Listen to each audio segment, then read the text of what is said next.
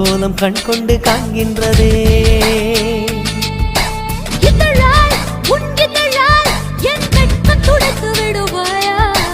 அங்கத்தில் வெட்கங்கள் எங்கெங்கு சொல்வாயா? எங்கெங்கு உண்டு என்று பூவண்டுக்கு சொல்லாதிருக்கான், அது தான் தேடி உண்ணாமல் பேரின்பம் வராதிருக்கான். இன்பமா பேரின்பமா அது வேண்டுமா?